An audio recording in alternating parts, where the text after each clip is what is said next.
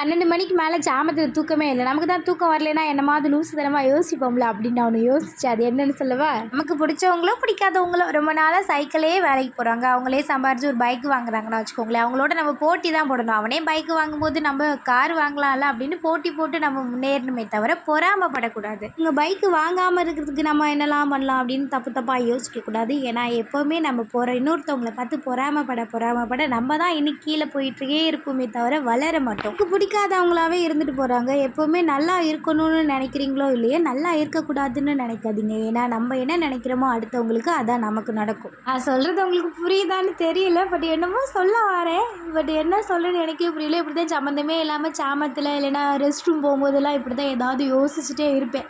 அப்படி தான் நீங்கள் தான் கமெண்ட் பண்ணுங்க. என் சின்ன மக ஸ்கூல் ப்ரோக்ராமில் பேசுகிறாள். அது ஈவினிங் போல் வந்து என்ன பேசுகிறேன் அப்படின்னு சொல்லி காட்டிகிட்டு இருந்தா. ரொம்ப அழகாகவே பேசினேன். இன்றைக்கி நைட்டுக்கு என்ன ஸ்பெஷல் அப்படின்னா, தக்காளி சாதம் தான் அத்தை வைக்க சொன்னாங்க. கேரட்டு பீன்ஸ் இல்லாமல் இருந்ததா, சரி வெஜிடபிள் சாதம் வைக்கலாம் அப்படின்னு ட்ரை பண்ணியிருந்தேன். ஆல்ரெடி நிறைய டைம் இது மாதிரி சாதம் செஞ்சுருக்கேன். அப்போல்லாம் நல்லா வராதோ அப்படின்னு ஒரு பயத்திலேயே செய்வேன். ஆனால் சூப்பராக வரும். பட் இந்த டைம் பயம்லாம் இல்லை. நம்ம ஆல்ரெடி தான் நிறைய டைம் செஞ்சுருக்கோம்ல, கண்டிப்பாக நல்லா தான் வரும் அப்படி ஒரு நம்பிக்கையில் செஞ்சேன்.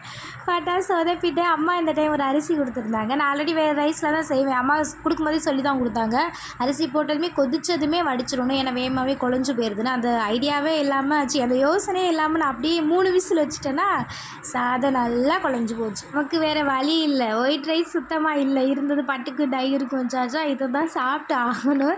டேஸ்ட்டுனால் நல்லா இருந்தது. கொஞ்சம் நேரம் ஆற வச்சு சாப்பிடும்போது சாப்பாடு நார்மலாக ஆயிடுச்சு. பட் இந்த டைம் கொஞ்சம் சொதப்பிடுச்சு. அத்தை நெக்ஸ்ட் டைம் நல்லா செஞ்சு தரேன்னு சொல்லியிருக்கேன்.